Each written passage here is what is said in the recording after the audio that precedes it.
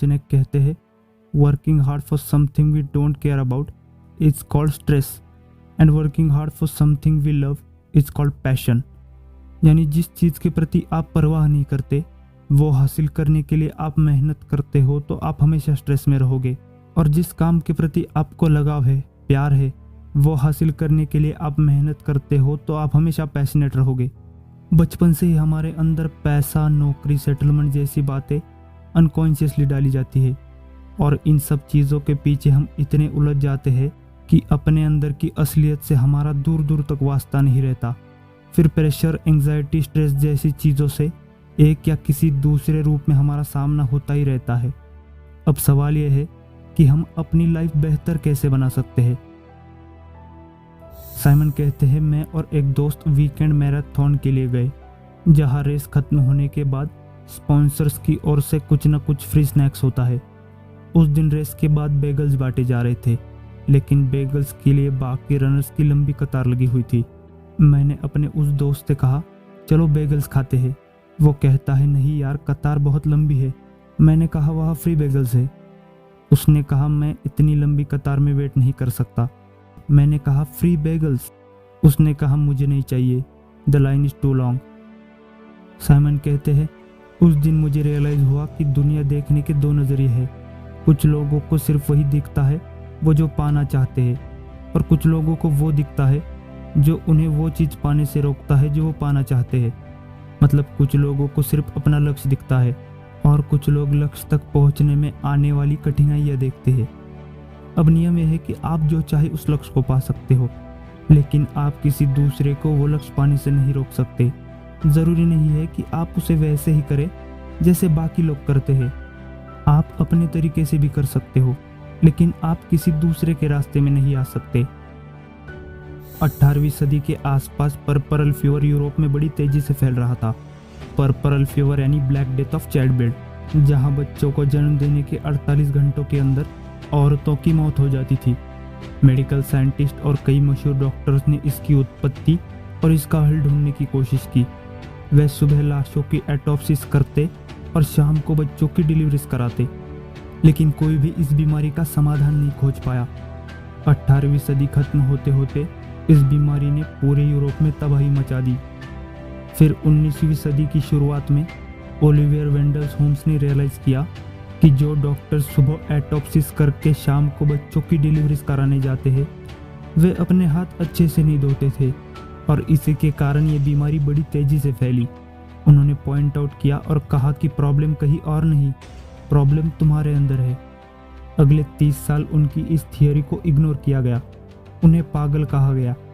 फिर अंत में जाकर सबको रियलाइज हुआ कि केवल उनके हाथ धोने से यह बीमारी चली जाएगी, और ऐसा ही हुआ। जब उन्होंने अपने इंस्ट्रूमेंट्स को स्टेरलाइज करना शुरू किया, अपने हाथों को अच्छे से धोना शुरू किया, तो यह बीमारी black death of child bed गायब हो गई। यह सीख यह है कि sometimes you are the problem, यानी कई बार प्रॉब्लम कहीं बाहर नहीं, प्रॉब्लम आपके अंदर होती है। कितनी बार हम अपने हालातों को दोष देते हैं, अपनी असफलता के लिए बाहरी समस्याओं को ब्लेम करते हैं, लेकिन इन सब में हम अपनी गलतियां छुपा जाते हैं। अपने एक्शंस के लिए हम खुद जवाबदेही होते हैं।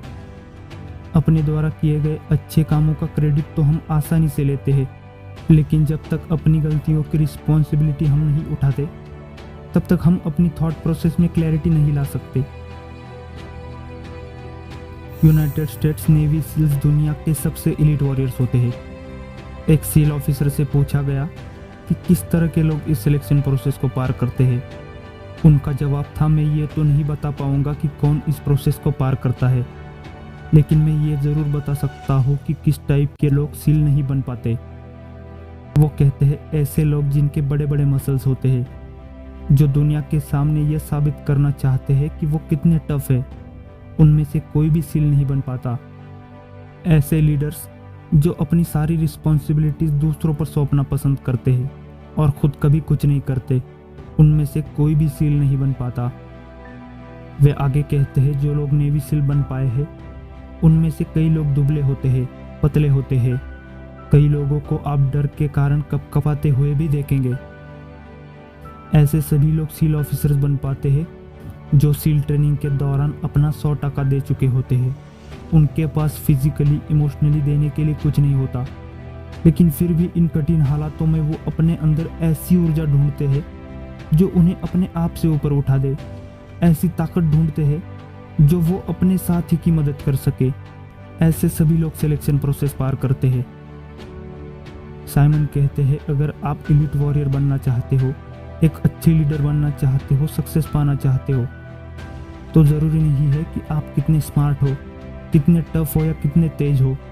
ज़रूरी यह है कि आपको हमेशा दूसरों की मदद करनी आनी चाहिए, फिर चाहे परिस्थितियाँ कैसी भी हो, क्योंकि दुनिया में लोग इसी तरह आगे बढ़ते हैं।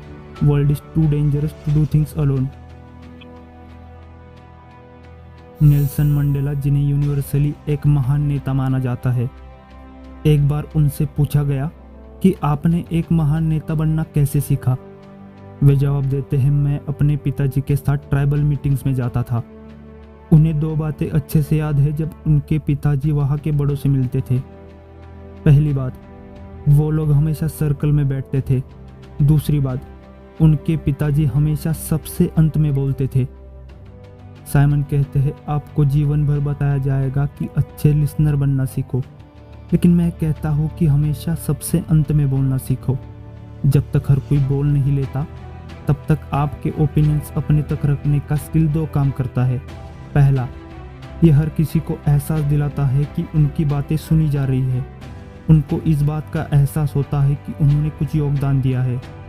दूसरा, आपको अपनी ओपिनियन रखने से पहले बाकी लोग क्या सोचते हैं यह समझने का फ़ायदा मिलता है। साइमन आगे कहते हैं कि मैं हफ्ते के हर दिन बोर्ड रूम्स में देखता हूँ कि अच्छे लीडर्स पहले समस्याएं बताते हैं, अपना ओपिनियन रखते हैं और फिर बाकी लोगों का ओपिनियन लेते हैं। तब तक तो बहुत देर हो चुकी होती है। आपको बस बैठकर सबकी राय सुननी है।